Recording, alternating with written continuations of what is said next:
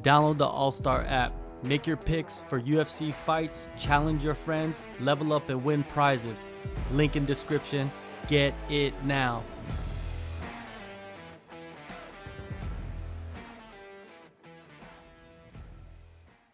So my name is Max Hunter Leali.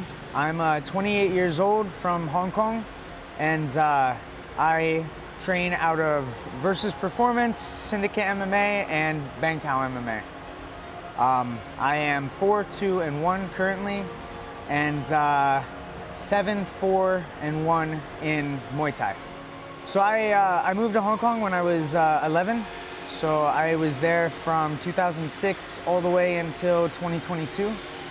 And I love it. It's home. It's not the easiest place, I think, to live, but it's one of the most special places in the world. I think it's the reason why I have, you know, the Bohemia on my chest is just, I love the people, the place, everything about it. The martial arts world in Hong Kong is not the biggest, and it's forever my goal to represent it and try to make it bigger. It's interesting because, like, growing up as a Gweilo, like, you have your international community and everything, but one thing that I've always been, like, kind of, maybe ashamed is a strong word, but like, I'm not fluent in Cantonese. I can get around, I can order, I can curse someone out, I can, you know, give directions and things like that, but it's hard for me to have a conversation. I can definitely listen and understand much more. But like, I went to international school, and they taught us Mandarin, which Mandarin is an important language to know, but when you're in Hong Kong, you're not speaking Mandarin, you're speaking Cantonese. And so there was always that barrier when I was a kid growing up. And then when I moved to live out in Tisoi by myself, and I was out there for like 8 years, and that's local territory. And that's when I felt like even more like, no, this is where I'm from. This is home, this is this, you know, because I felt much more connected to the local culture. I wasn't stuck in the Gweilo bubble and everything. But, you know, there have been plenty of times where opportunities have been skipped, or I wasn't able to do this or that because, even though you consider yourself from Hong Kong and everything, you know, you were born in the States, and you're Gweilo, you're white, you're this. And I mean, that's fine. You know, I acknowledge the fact that I wasn't born in Hong Kong, and I acknowledge the fact that I'm not Asian. But for me, it's about the people that you want to represent, and the place, the culture that you feel most connected to. There's a reason why I have all Asian, for the most part, all Asian characters and everything up and down my arm. It's so that I can have some sort of representation of the heritage and the culture that I feel most connected to, despite the fact that I'm walking around as Gweilo as can be. So there are struggles, but I can't make it seem like, you know, I was persecuted for being a white guy, because life is still pretty easy in Hong Kong if you're Gweilo. You just, of course, there's like this or that, or certain opportunities that you might miss out on, but I feel very lucky because I feel like people, both foreigner and local, they see how much I love this place, Hong Kong, see how much I love my home, and they give me props for it. They let me represent it because they see how much it matters to me. I started with rugby. I've probably said this in multiple interviews. I started with rugby, and I got in a fist fight, and my dad put me into martial arts. He said, if you're gonna get in a fight, you should learn how to do it right. So I went to Impact MMA, and then I met my mentor, and he split off and made Versus Performance. And I stayed at Versus all the way up until I left Hong Kong in 2022. And so you started with MMA? So I actually started with team kickboxing. and I had my first kickboxing Muay Thai fight at 15. I fought an 18-year-old and I was able to get a TKO victory. His coach then sort of challenged me to an MMA fight, and I ended up losing via rear naked choke. So after that, my mentor said, this summer you're only going to wear a gi. And so 4 hours a day, every day, I wore a gi and fell in love with jiu-jitsu. And jiu-jitsu sort of became my base after that. And I still would take Muay Thai fights and boxing fights and of course MMA eventually, but jiu-jitsu ended up becoming my foundation. Like I said, when I started really focusing on jiu-jitsu was that summer, where it was a gi every day for 4 hours, and eventually I had to win a regional competition in order to get my blue belt. When I turned 18, I got my blue. Traveled a little bit, came back, went back home. Eventually, I won. I placed in Asia Open, and I got my purple belt.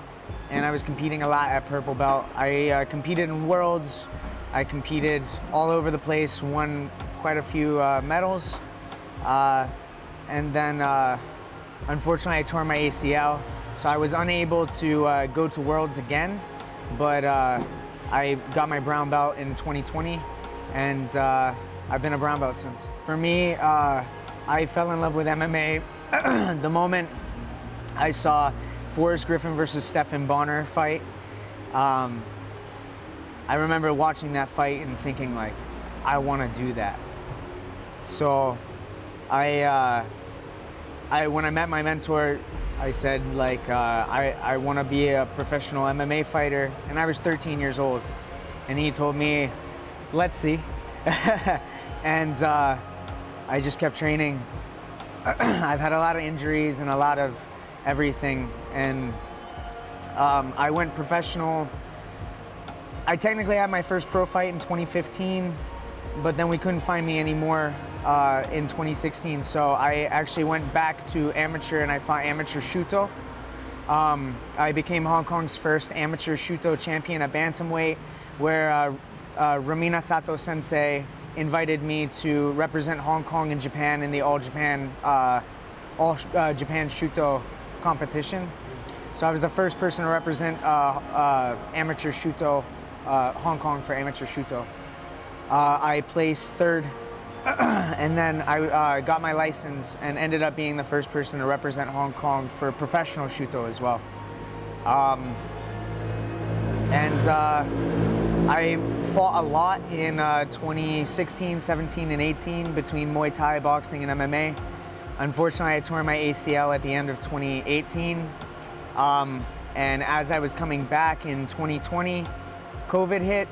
And then unfortunately, I tore my ACL, the same one, again in 2021. So it was a long road back. I eventually was able to get a short notice fight in 2022. And then I fought again last July in 2023. And I'm just trying to make a comeback for my career. I've been injured a lot. Other than just the 4-year layoff, I've lost my teeth. I've, injured my elbows. I've injured my back multiple times. I've torn the tendons in my foot. This is not the easiest sport, but it's something that I love. And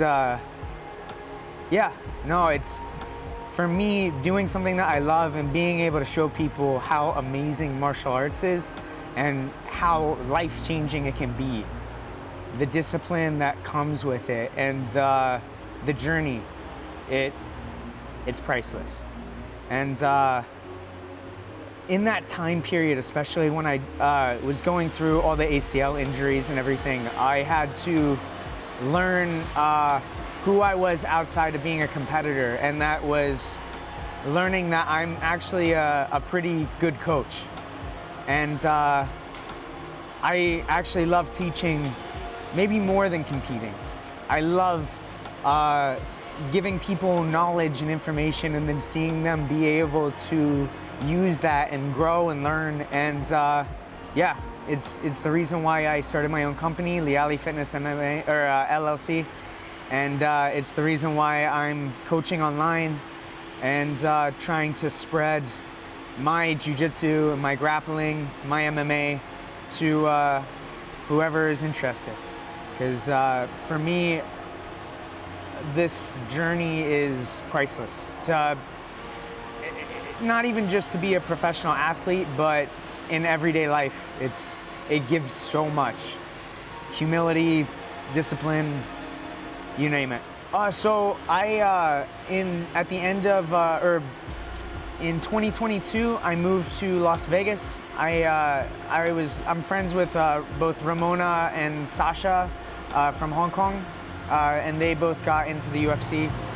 So I followed them over to Syndicate MMA, and I was training out there. And I was fortunate enough to corner a couple different fighters in the UFC, namely Cynthia Calvillo, as well as Kim Ji-yeon.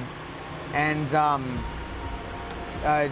Yoni Jiyoung Kim, she used to train here at Bangtao. And so when I told her that I was missing Asia, she told me, well, you have the connections. So luckily, Coach Frank had also taught at Syndicate, a little bit of wrestling. So my buddy Shane Shapiro, one of the jiu-jitsu coaches, he hooked me up to talk to Frank. And I also had the connection through Yoni, and I think she put in a good word with the coaches there too. I really like the environment. It's somewhere between, like, it's more chaotic than Hong Kong, for instance, but it's more. I like the green around. I like the food. I like the. I can walk a little bit more. I feel like it's more a pace that I like, I suppose. I definitely like a little bit faster overall, but it's good.